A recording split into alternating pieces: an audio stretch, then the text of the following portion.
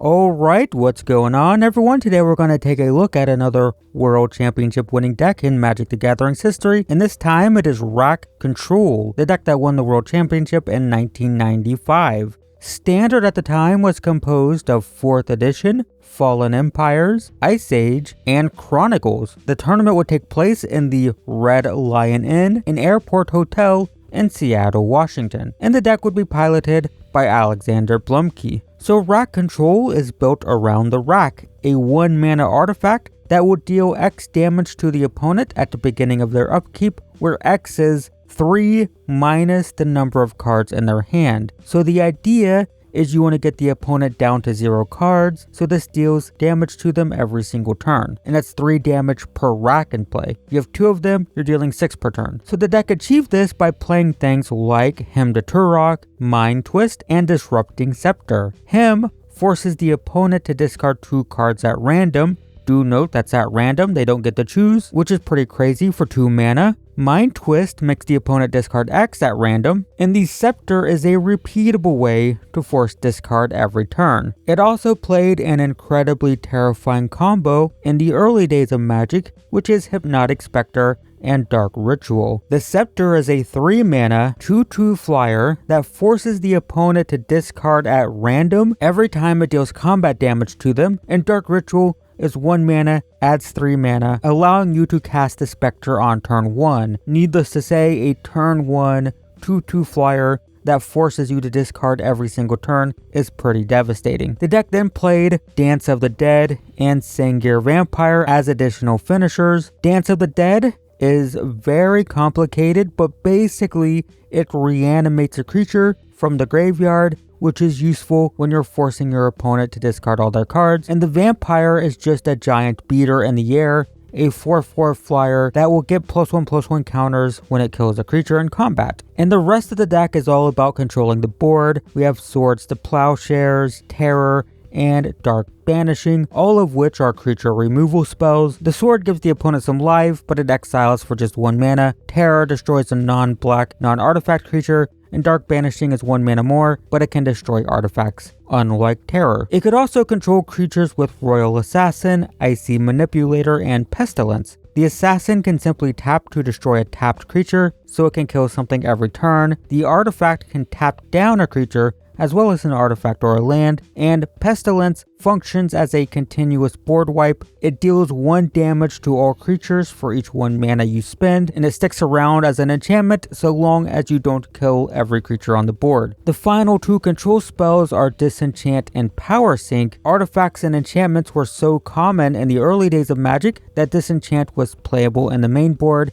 and Power Sink is a counterspell that will tap down the rest of the opponent's lands even if they don't have enough to pay for X. It also played Zuran Orb alongside Balance and Land Tax, 2 combos that were very powerful at the time. Zuran Orb lets you sacrifice a land for 2 life, which might not seem like much, but Balance will, for each player, force them to sacrifice lands, creatures, and discard cards until everyone has the same number of each. So if one person has 5 cards in hand and the other has 3, the person with 5 discards 2. If one person has 5 lands and another person has 4, then the person with 5 has to sacrifice 1, so on and so forth. However, you could tap your lands for mana for Balance, then sacrifice them to Zuran Orb, then cast Balance to destroy all lands in play. And Land Tax says if the opponent has more lands than you get to search your library for 3 lands. So what you do is you sacrifice lands to Zuran Orb to ensure that you have less than the opponent, then you get 3 more, then you sacrifice down to have less and get 3 more,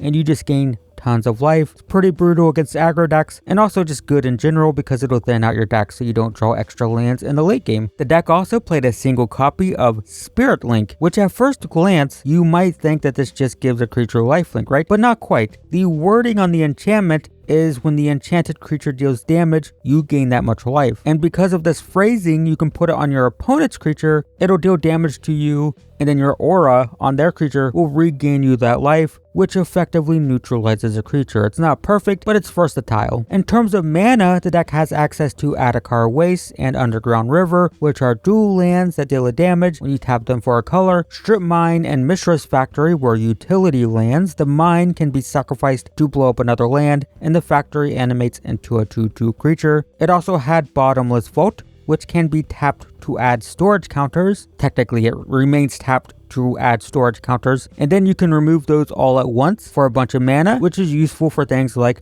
Mind Twist and Pestilence, for example. And then the deck played basics, quite a lot of them actually. And as always, we don't go super in depth when it comes to the mana base, but it played a whole bunch of Circle of Protections. I'm so glad these cards aren't printed anymore because it's kind of miserable. They were so toxic that the deck also played Magical Hack and Sleight of Mind to answer your opponent's Circle of Protections. It also had Blue Elemental Blast, Stromgald Cabal, and Gloom, which are also color hosers, and Prismatic Ward, which also hoses any color as an aura. And yeah, let's just say I hate this whole color hosing era of Magic. It was just stupid. But anyway, the deck also had an extra land tax. Anyway, ridiculous sideboards and color hosing aside, this was a fairly typical rack deck. It blew up your stuff, it forced you to discard your hand, and then it would grind your life away with the rack. Used to be popular in Modern, so if you played that in the pre-Horizon era, you might be familiar with it, and it won the World Championship in 1995. So if you like this video, I have an entire playlist dedicated to all the World Championship decks in Magic the Gathering's history, and I will leave a link to it in the description below. But in the meantime, I hope this was interesting. Thanks for watching, and I will see you in the next one.